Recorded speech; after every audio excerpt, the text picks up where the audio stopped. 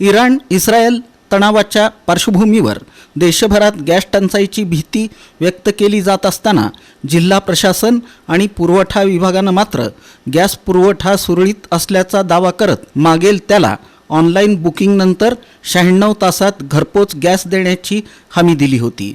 मात्र प्रशासनाचा हा दावा खोटा ठरत असून प्रत्यक्षात अनेक ठिकाणी नागरिकांना गॅससाठी 15-15 दिवस प्रतीक्षा करावी लागत असल्याचं वास्तव समोर येत आहे।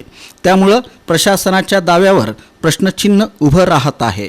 जिल्ह्यात गॅस वितरण सुरळीत ठेवण्यासाठी प्रशासनानं कडक भूमिका घेतली असून सर्व गॅस एजन्सीजनी ऑनलाईन बुकिंगनंतर 96 तासात घरपोच गॅस सिलेंडर देणं बंधनकारक करण्यात आलं आहे।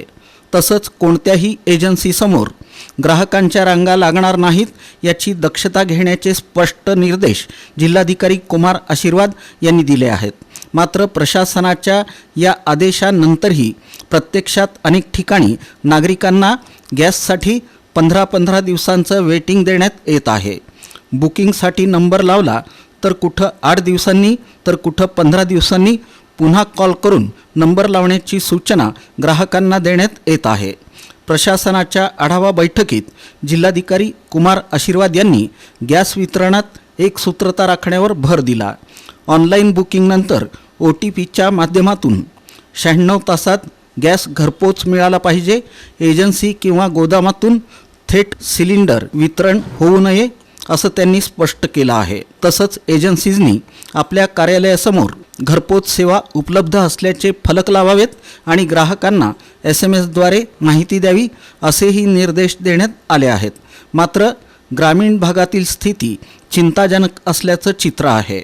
दक्षिण सोलापूर अक्कलकोट तालुक्यातील अनेक गावांमध्ये ग्रामदैवतांच्या यात्रा सुरू असून अनेक ठिकाणी भारत गॅसचे सिलेंडर 15 ते 20 दिवसांपासून मिळत नसल्याच्या तक्रारी नागरिकांनी केल्या आहेत। बुकिंग करून पैसे भरले तरी सिलेंडर मिळत नाहीत।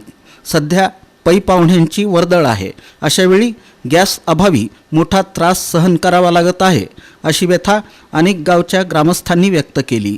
अक्कलकोट तालुक्यात तर गॅस एजन्सी चालकांकडून गॅस हवा असेल तर जास्तीच्या पैशाची मागणी केली जात असल्याच्या तक्रारी आहेत। असं असताना प्रशासन पुरवठा सुरळीत असल्याचा दावा करत आहे। मात्र प्रत्यक्ष परिस्थितीत तफावत दिसून येत असल्यानं गॅस वितरण व्यवस्थेतील त्रुटी दूर करून नागरिकांना दिलासा देण्याची गरज व्यक्त होत आहे।